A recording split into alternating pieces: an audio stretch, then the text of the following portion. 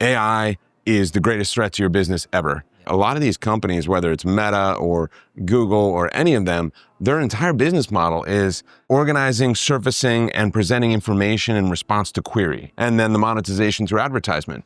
If you don't dominate that, there's a huge chunk of your revenue. This is a defensive play. This is a must-win for most of these companies. We're partnered with Google, and they're so well set up to dominate this space that it's almost almost a foregone conclusion. But there's a reason why they have to spend like that to ensure that they do. We're live at ACP Clean Power in Phoenix, Arizona, and I have the distinct privilege, rare though it may be, of welcoming yet again Sheldon Kimber from Intersect Power to the SunCast stage. Good to see you, my friend. Thanks, Nico. I wouldn't call our interactions all that rare. It's a couple. It's a couple times. Couple times a year. We get a good conversation in. Yeah, I would love it to be like maybe quarterly. Quarterly. Maybe you have. I would love to do anything quarterly. I'd like to work out quarterly. That would be get through a book maybe. Yeah. Actually, books I'm fine with. Audiobooks. Yes, I am barely literate, but audiobooks have indeed saved my life. Yeah.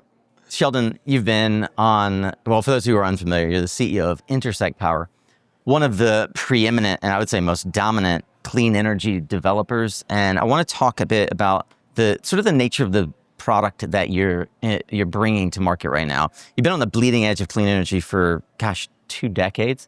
But I would argue that the moment we're in right now is unlike anything we've seen.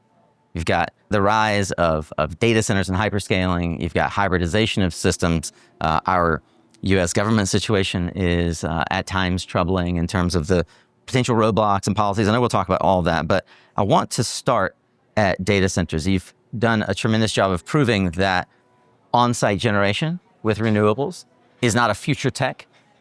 So talk to me a bit about this concept of how clean energy can supply the data center industry. And you've got a project with Google and TPG Rise that I know you're particularly proud of. Yeah, I mean, I think the first thing to talk about is just that there's a lot of hype around data centers. And I think that there was a lot of hype around hydrogen and e-fuels. There's a lot of hype around direct capture, direct air capture for carbon. The reality is that everything that Intersect has been doing has really been based not on chasing the incentives, but been based on a durable thesis, right? That durable thesis is that the United States power grid is completely broken. It's broken physically in the sense that there's no wires that we need to build more wires. We can't permit them. We can't get them done. And it's broken really in an interrelated way, regulatorily and commercially, right? The business models and the incentives don't really exist for people to fix it.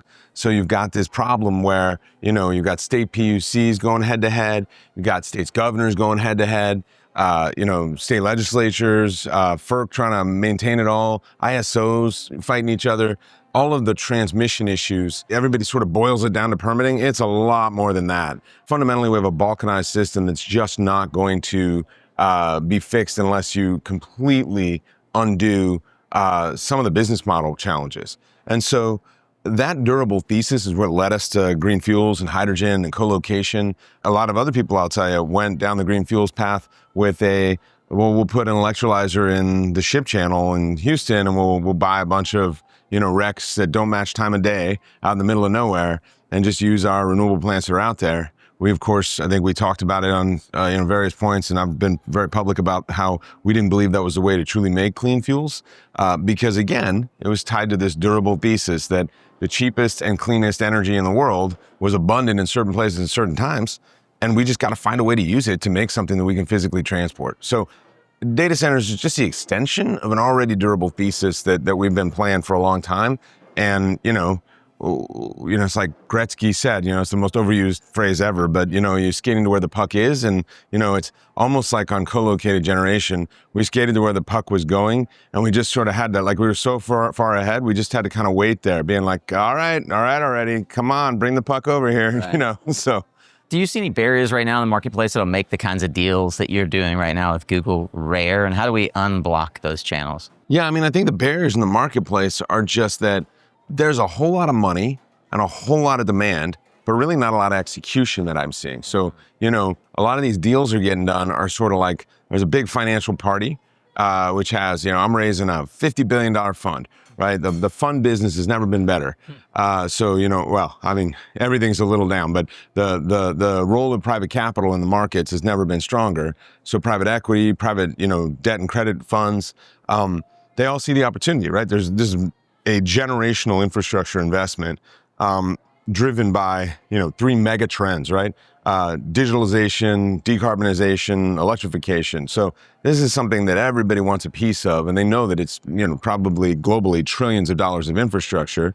Again, the biggest pockets of money in the world, super interested. The biggest hyperscalers and others, lots of demand, desperate for power in a world where the utilities and the current business model can't serve it.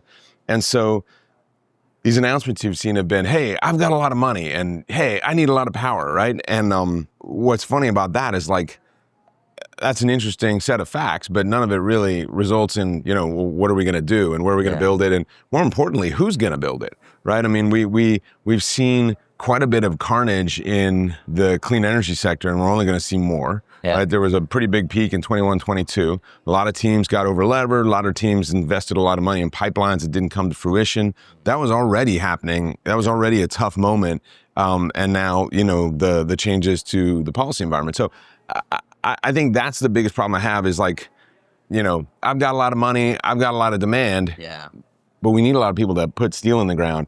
Yeah. And I'm not sure that that's going to happen fast enough. Yeah, it's really interesting. Actually, some conversations that we've been having around the tariffs. Everybody wants to talk about the impact of the tariffs and the potential for onshoring sort of domestic manufacturing. And all the data points to the ability to scale renewables driving more jobs in construction, right, in the field. It's like 10x more qualified, high-paying, the kind of jobs that we really do want to bring back to U.S. Sure, something that you guys have been doing for the better part of a decade at Intersect. Can you talk about your thought process around the mega trends, like stick to digitalization, which most of us are thinking right now about, so the rise of AI and data centers, and there are a couple threads I want to pull, but it feels like we need to industrialize this process, right? So can you talk a bit about how do we professionalize and industrialize the product that we're bringing to market? I mean, that's a really interesting thing. Around digitalization, I think there's a ton of people talking about it. And, I'll be the first to admit that we're not data center experts, but we've hired a big team now of people who come from developing and building and engineering data centers.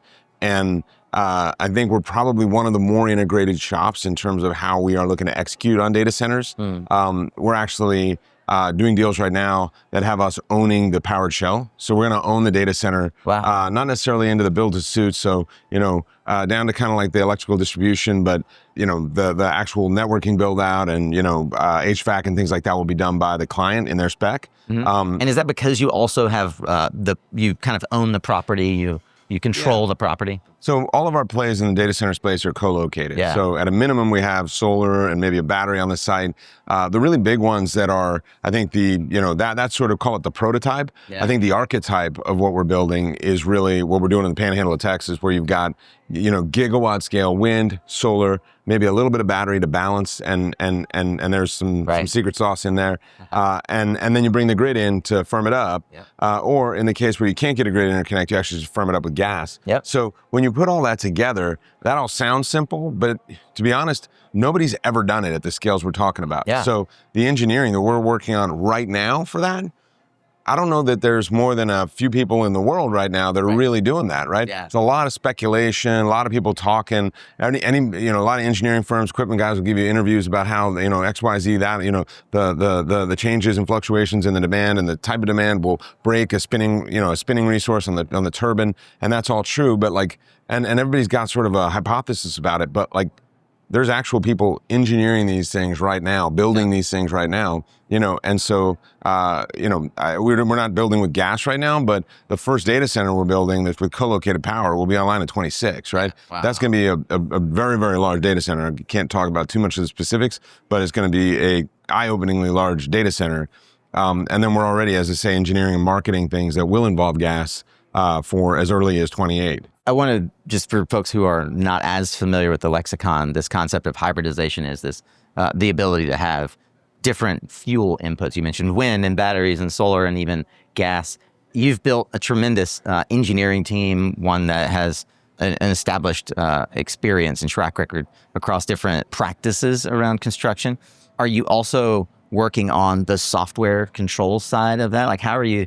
Because, like you said, nobody's really done this before. And no, that's a great space. I mean, I was having a conversation last night. I was noting to one of our partners that what we have is a business model problem, because everybody sees both the value and the challenge of what's coming, which is, the power electronics to integrate all this, the software that runs the power electronics, the control systems, and how, while that's relatively simple software, it's kind of at the hub of all of the optimization and commercial software that's going to layer on top of this stuff, right? And make it economic and make it, reliable, and all of the things it needs to be to bring value to the customer. And so what's funny to me, and this is sort of a broader point, but I get approached, I probably get 10 inbounds a day from VC companies who are like two guys and a Mac laptop who've got, $10 million, $20 million of VC money on a $200 million valuation or whatever it is, to go do optimization software for batteries or control software for batteries or whatever. And what I want the VCs to understand out there is that has no value to me of any kind. Yeah. Most of those people come in, they've got a very, very narrow view of the world. And what they're actually asking is, can I please come in and have all of your intellectual property so that I can engineer a product that I can then sell to your competitors? It doesn't make any sense. So there's very few of those that we find valuable enough to use. There are a few of them, but I think what you'll see us starting to do is build those stacks ourselves, build those products ourselves, because we're actually letting a lot of intellectual property just walk out the door. Particularly when you see that from a renewable perspective, there really are only a handful of people that are doing two things in the market right now. One, that are managing an uncontracted fleet to some degree. So Brookfield and others, they have trading desks, they have a certain amount of merchant exposure. That gives you an enormous amount of like market data, you're doing merchant dispatch of batteries, all of that. That's a big value add, where there's a ton of information you can mine and build products around. And then of course the second one is this co-location, whether you're using the grid as well or you're using just backup from the gas. There's a huge optimization and control system problem there that I'm not going to tell you we've got it solved, but what I can tell you is like, we actually are going to have the data and the opportunity to solve it right in front of us. And we're really weighing how we build that in-house versus giving it away to other people. So I want to continue to pull on the thread around the hybridization with natural gas, because you and I agree on this. It's a yes and, like an all of the above solution.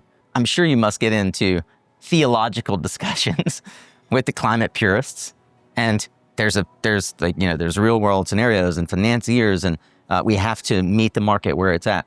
What does that conversation sound like when you're talking to the climate purists who say, I can't believe you actually believe we should be incorporating natural gas, you're just feeding the bear? I mean, look, I believe that the greatest threat to solving the climate crisis in our time is the political oscillation that we're in right now. There's no way we can achieve what we want to achieve, which involves building billions and billions and billions of dollars of clean energy infrastructure without some sort of durable political consensus, right? And what I thought under the IRA, and in the spirit of like calling out when you're wrong, because I'm wrong a lot, but I'll call out specifically here where I was wrong on the IRA. I thought what we had was a mandate. I really did feel like finally we had kind of cultural consensus that, honestly, I felt like the political calculus was quite smart, right? You used a lot of Buy American to bring in, and a lot of union labor to bring in a broad coalition of people behind climate. I talked a lot about having a durable political consensus, right? And I really thought that what had been done is, that we had built that durable political consensus, and given a few years, we would have also shown the economic growth in the red states, and that this would in fact be something that, everybody could get behind, and we could depoliticize climate. Unfortunately, either that didn't have enough time to unfold, or the country is just more divided than I ever thought it would be. But what we now have to deal with is the practical reality of, what's in front of us, which is a highly divided country. And so, as kind of an aspirational leader, or try to be, some might say a wingnut. There's a fine line between wingnut and aspirational leader. But let's give me the benefit of the doubt. I like to tell my people that like a big part of my job is to just be like, we're going there, right? And what I'm sort of saying right now is like, okay, now as a leader in a world where we're all grown-ups and not children, and I'll be honest, I've been a child for a lot of my career. I'm a pretty young leader, pretty inexperienced in a lot of ways. You have to realize and you have to learn that sometimes we're going there, changes a little bit to we're going there. Oh yeah. And then we're going to attack back there, Yeah. right? So you don't always get to take the shortest distance between 2 points. Right. And what I think is happening with gas is, it's a tale of these two markets, right? Where you got California, who's like not a molecule more. You got a place like Texas, which is, well, they're actually not saying anything because they don't have a policy, but what has unfolded in their market is a kind of lowest cost approach, and you're seeing the same level of decarbonization. So the results wind up being very similar and can be very similar. The cost can be very different, and the policy is very different, and what it takes to win in those markets is very different. We can talk about all of that, but I do think that we're unapologetically going down the path of saying, hey, if batteries can't integrate gas, because a lot of people think that's too expensive, we'll integrate with, or can't integrate renewables, we'll integrate with gas. And I mean, I republished recently a blog that I wrote in 13 years ago. Wow. That was called, gas and solar, frenemies. We need each other to integrate, because my whole point was back then, batteries were non-existent that could actually do the integration. Right. And we need to bring more renewables on, and we're crushing the markets, because we can't make them firm. So I would like to talk a bit about what the state-of-the-art in baseload is, because I think that most people just don't understand that renewables actually are the new baseload with flexible gas, right? Yeah, well, you wrote a really great blog post. I think that anybody who's not following your blog should be, so we'll make sure we link to it, saying that what we have today with renewables is not your grandfather's baseload. Unpack that. Tell me more about that. What people are missing is that right now in the marketplace, this hybrid gas, renewable solution where you go into markets like the Panhandle of Texas, where you got wind, solar, gas, even if you don't have the grid, maybe you have a little bit of the grid, and you mix that all together, even fully off grid, to serve a co-located load. Or what's interesting is, even as a generator to the grid, if I were to just go build a power plant that had a little bit of gas, wind, solar, a little bit of batteries, maybe to integrate it all, I could actually appear as a fully firm, effectively, based on what we're seeing, probably more reliable than the grid. Probably 4 nines. I could get to a point where I could serve a data center load, which means that I'm going on the grid at a level of reliability that's probably better than most people, because I don't have a central scale turbine, right? This solution is numerous flexible, high heat rate, aeroderivative turbines and recip engines combined with renewables. When you put that together, you have the most reliable, lowest cost, fastest to market, and cleanest solution that is baseload. And what's funny is everybody's come to just sort of immediately kind of get triggered on, well, clean energy is not baseload. Its biggest thing is it's intermittent. Yeah. But what they're missing is that actually, you can have something that is 50, 60, 70% clean energy, depending on how great the resources of wind and sun are. That's absolutely a firm block, maybe firmer than anything else out there. And the final thing is just, people don't understand that electrification and renewables they haven't just evolved because they're green and cheap.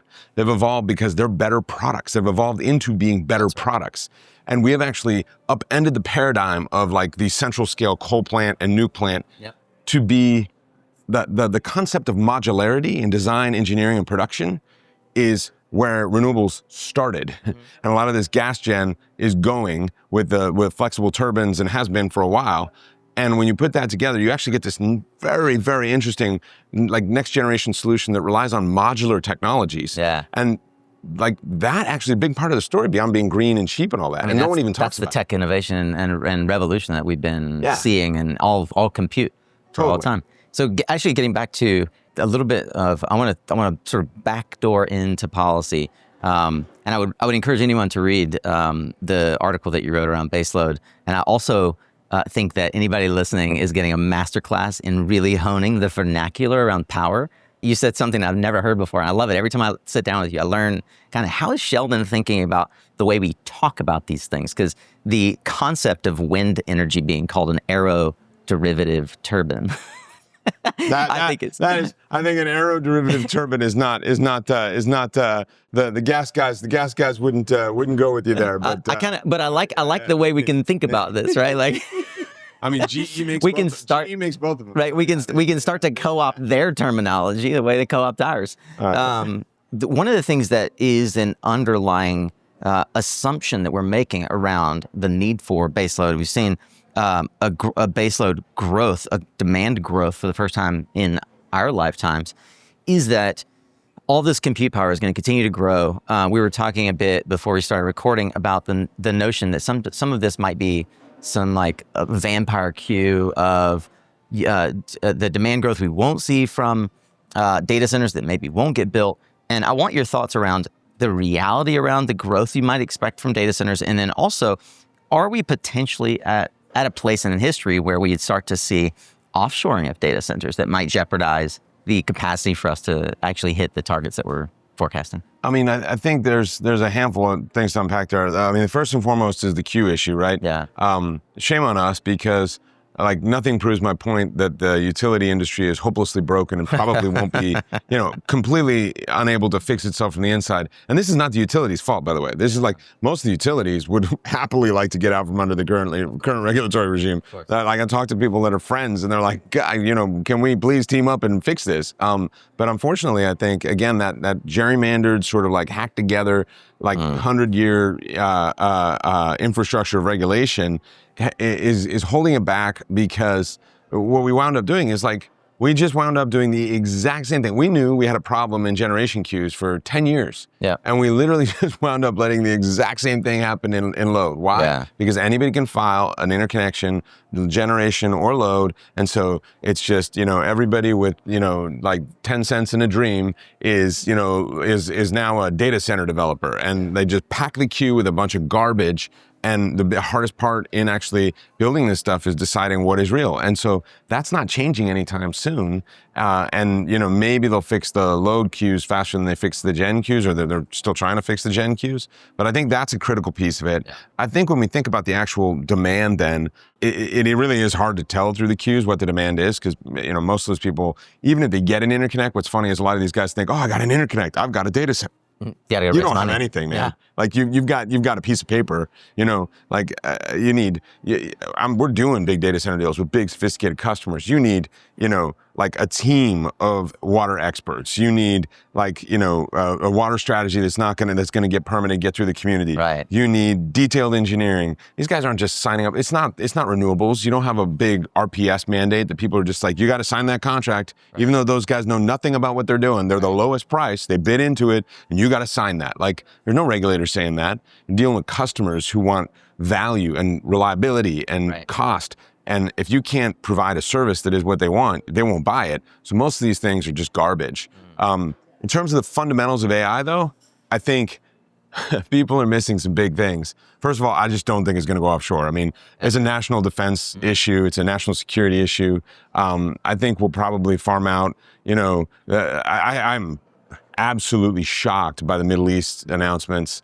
I think that is perhaps one of the greatest strategic miscalculations in the history of the United States. Like, I think letting anything like that out of the country is going to be a big, big problem. Yeah. You can't put that genie back in the bottle. So, I don't understand what the country's doing there, especially into such a volatile region. But setting that aside, I think the demand then is hugely durable in the United States. What I think is that, who knows, maybe it's not the stupid numbers we're talking about, but even half of the stupid or 20% of the stupid numbers we're talking about is still record demand growth. Yeah.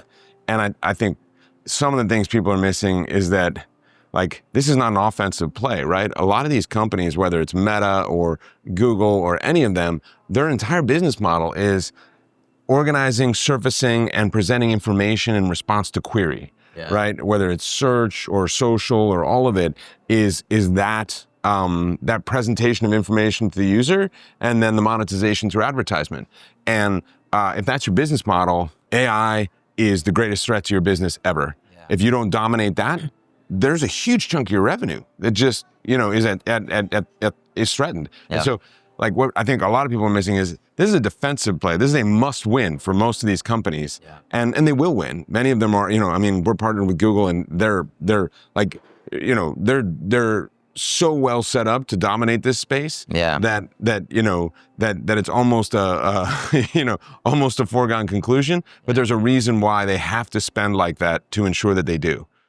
We are seeing a dissonance in the market that clean energy is inevitable, yet we're facing the potential for IRA rollbacks, PTC and ITC erosion.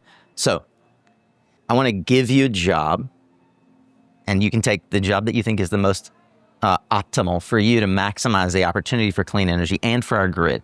Okay, and you can take your choice. Is it Secretary of Energy? Is it a FERC commissioner, maybe a head of FERC? Is it Department of Loan Programs? Like, you pick, and maybe it's some role that I didn't name. Where could you, leaving Intersect, go take, kind of like Jigger did, like take a public service job and apply the maximum opportunity gain for the grid and clean energy? And let's just say, like, for our future generations, like knowing what you know now about how power works, how generation works, how your customers are asking for power. And I want you to, as you answer that question, sort of like, what's that job look like? And then what are the particular threads in policy that you think need to be pulled, arranged? Like maybe they're even contrary to what the clean energy industry believes we need. I'm not sure there's one job. If there were a job, it might be if we had a more muscular FERC that could really make change. So I knew you'd pick FERC. I think that would be the perch from which to try and make change, because the fundamental avenue, I think, through which we're going to disrupt some of the, the regulatory structures and it's not going to come from within. So what you need to do is enable some of these off-grid, kind of behind-the-meter, co-located solutions that don't touch the grid, because no system changes without some sort of external threat. And right now the system has no threat. So it doesn't have to do anything. It can just go on forever and crumble, until everybody leaves and, the poorest of the poor are paying for all this crumbling infrastructure, which is where it's headed. And so, I think trying to figure out a business model, which we think is sort of co-location or behind the meter or being able to serve off grid, is a business model that can put pressure on that regulatory structure.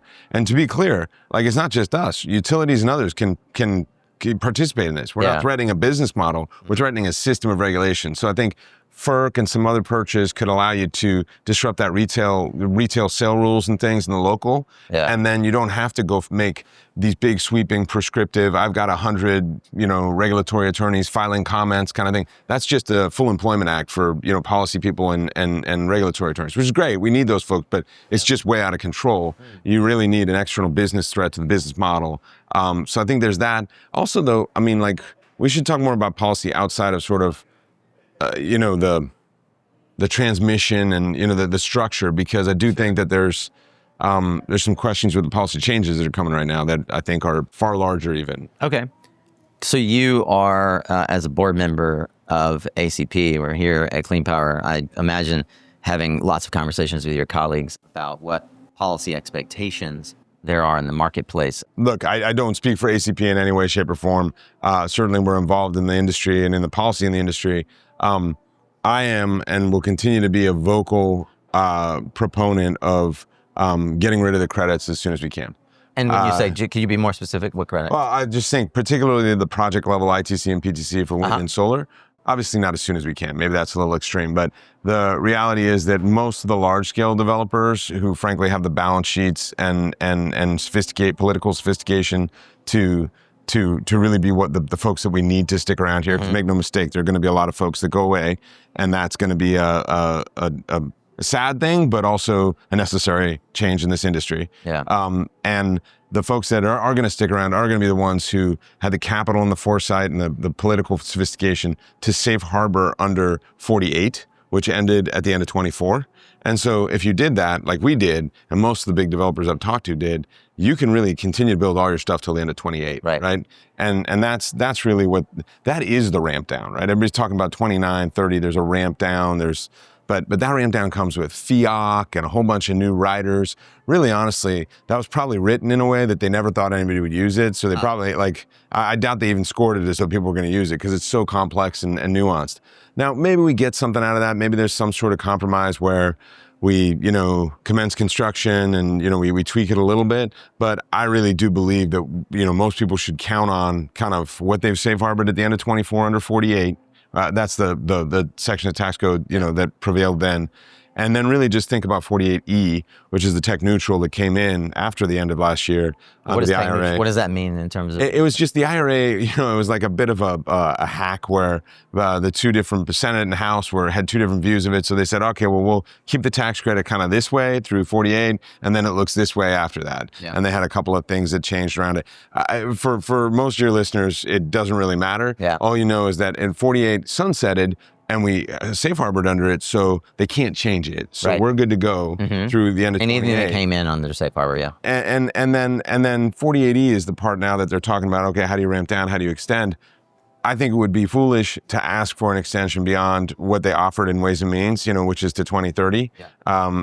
Not only because I think it doesn't acknowledge that we have very little political capital in this and we should use it wisely, right. But also just because I actually think the industry needs to get off this right now. Right now, I could go to a whiteboard and put numbers up that while many of us could quibble back and forth on the details, give or take, 10%. There's a pretty easy argument to make that, flexible gas, fast ramping, high heat rate gas combined with wind, solar, and batteries, either on a co-located site or just take that same generation mix and blow it up and expand it over the grid, is the next generation baseload. It is the cheapest source of energy, it's the fastest market, it's the most reliable, and it's the cleanest.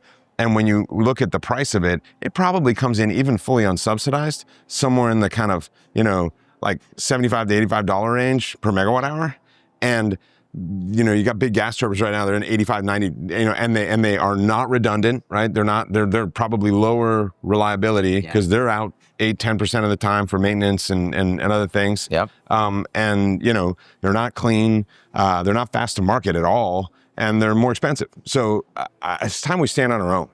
I think that one of the things that those listening who maybe don't have the balance sheet, the gigawatts in pipeline, or the safe harbor stockpile that you and many of the other really well-established developers have are they're gonna be concerned that without the ITC they're not able to make it work. What do you say to?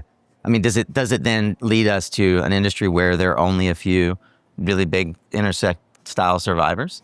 Yeah, the reality is I think we need to go there pretty quickly, because this notion that somehow, when you think about it, oil and gas consolidated around some big majors and super majors. Mm-hmm. And really what it was a technological revolution that brought in the kind of mid-continent frackers and the wildcatters. And in addition to that, even when it was consolidated, there were still wildcatting plays. You could go and find a piece of, acreage and have a differentiated geological view on that resource, and you still make it work. There were little, wildcatters and developers that made money doing that and then selling it to the big guys.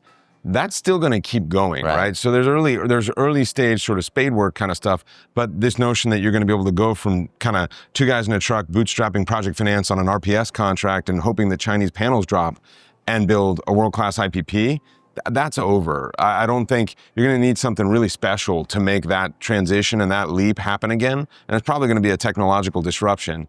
But all of that is to say that the credits going away is not a bad thing. Even if you're two guys in a truck, you should, if you know what you're doing, you should still be able to make money selling power. I'm giving you unsubsidized numbers. So yes, the big guys who safe harbored have an advantage because they get to finish their projects for the next 4 years. But that doesn't make them long-term more competitive than two guys in a truck. Yeah. It just means that you got to hustle, and you got to be good. Yeah. So I think the last thing I'll say on policy is just, and these are a lot of unpopular things, so I'm going to just pile on and say all the unpopular things. But the other thing to recognize about this is we've been such a heavily subsidized industry for so long. Mm-hmm. And we're such a really good bunch of people, fundamentally. I really believe that. I know I have all my friends in this industry. I think we're really good people. It's why I work in this industry. But we have to begin to understand that our professional lives and the heavily subsidized industry we work in can't solve all of the social ills that we care about. Yeah. So, the power industry now through T&D rates and things like that is a massive transfer of wealth. It's a massive social safety net for many people. Yeah. That's a great thing. But then when everybody comes hunting for you on high rates and you say, actually, I'm a huge social support system, no one wants to hear that, right?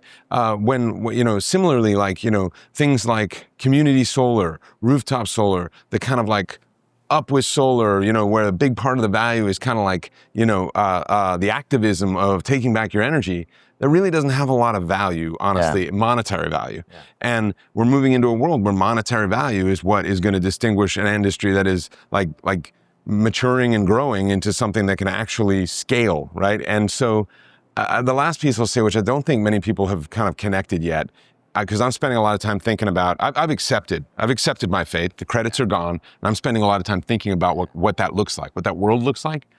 What it looks like is interesting. I'll give you one example here. We also have to accept that we can't say that renewable energy is for everyone everywhere. Right. So, there's a renewable energy source for a lot of different people. And maybe this encourages different technologies to come along. But this notion that somehow, and maybe back up and give this example. In the oil and gas industry, if I were to go to the American Petroleum Institute as the owner of, the Southern California kind of like, oil fields and Bakersfield area where you've got to pump like millions of dollars of steam into the ground just to liquefy the tar and then pump it out. And, and if I were to go and say, hey, you know what, like this industry needs to be for everyone. Like, let's give me a credit that is so high that it makes that resource with massive lift costs. It's heavily uneconomic, competitive on a commodity price basis globally.